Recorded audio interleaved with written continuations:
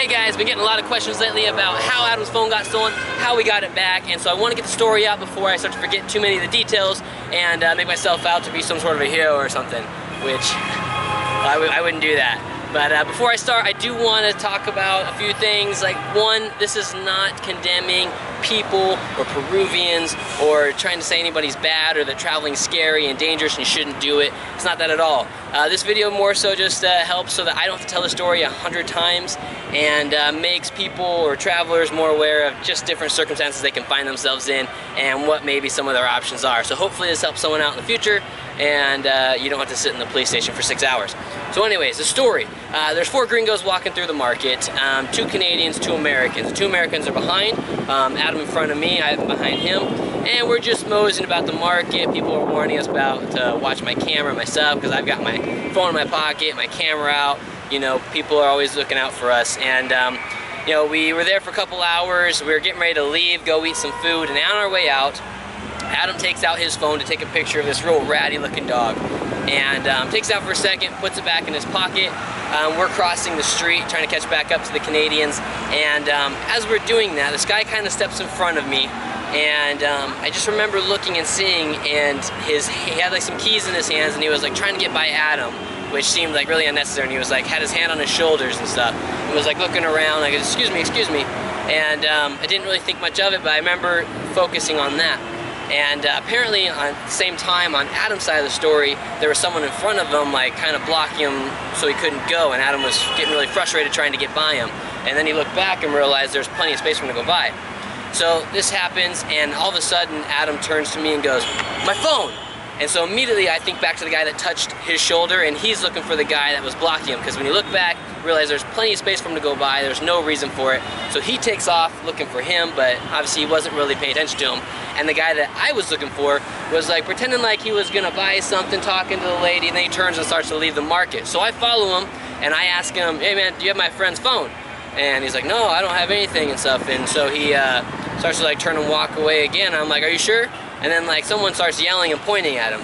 And then all of a sudden other people start yelling, and the whole market just like starts going crazy, and they're pointing and yelling at him, and he's just kind of like standing around with a stupid look on his face. He's trying to leave the market, go different ways, and people just start swarming in. And at this point I'm like, holy shit, like, am I in trouble? Like, are people yelling at me? I have no idea what's going on right now. So I just decided to follow him because people are still pointing at him. And at this time Adam comes back. Apparently he had walked down some alleyways and realized, you know, chasing him into some unknown areas might not be the smartest thing. You just never know who you're gonna run into and what they have. So he comes back, and we keep questioning the guy who's wearing the jersey, which you can see in one of my other videos. And like a whole crowd of people start coming in on us, and an old man walks up as like we're questioning him and talking to him, and the kid's taking out his wallet. Adam grabs his wallet and like looks through it, no money, so obviously wasn't there to buy anything. And Adam won't give him his wallet back, and the old man's sitting there questioning him, and thankfully this old man came up and started helping us, because otherwise we would have no idea what to have done. So he like searches the kid, grabs him by the scruff of his shirt, and we walk him to the police because everyone's pretty certain he was in on it. And our Canadian friends came back at this time. They saw the yelling and saw me pointing, and luckily they came back. I probably would have taken off. I figured they probably figured the Americans got themselves into something a little deep for their standards. But no, they were good friends. They came back to check on us, and we all go to the police with the old man, got the guy by the shirt. Luckily Adam had his wallet, so he could not run, or it would have made it a little more difficult. So I think that was kind of key.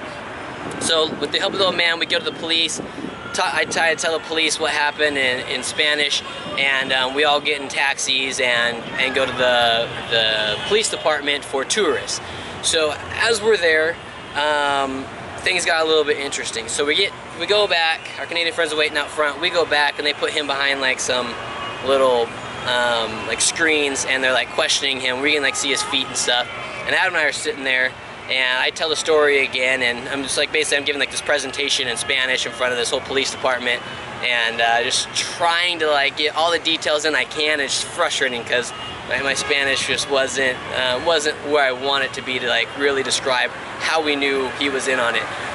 But they got the idea, I think. And so Of course, then they start slapping him around, like they knee him a little bit, push him, you know, start trying to intimidate him and stuff, trying to get him to admit, because really we had nothing on him. There was no way for us to prove he was in on it.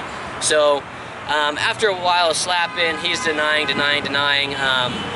Adam and I are feeling real shitty at this point, you know, like we were like 98% certain that he was in on it, and then when they start slapping him, went down to about 50, you know, they're like, oh geez, like this is not what we were looking for, like we just want the phone back. So he came out again and they're talking to him, and I stood up and I was just like, listen man, it's not about the money, because they kept asking us how much the phone was worth. I'm like, it's like $300-400 phone.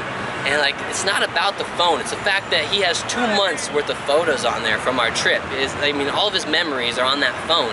And you know, that's what's important to us. And the police officer said something to him again, and the guy asked for a phone, made some phone calls. We were kind of worried because he wasn't getting through to anybody. Made some phone calls, and apparently, like he said, his buddy was gonna bring it in like 30 minutes.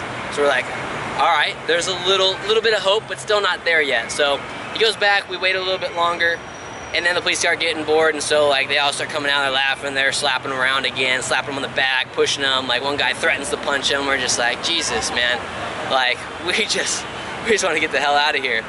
So we make some more phone calls. 45 minutes now. So we wait another 45 minutes, and then his mom brings the phone in, because obviously the guy's not going to come in, and he wouldn't admit who his buddy was, what number he called or anything like that, but I'm sure that they have it in their phone, so they're going to do a little more police work on that, maybe.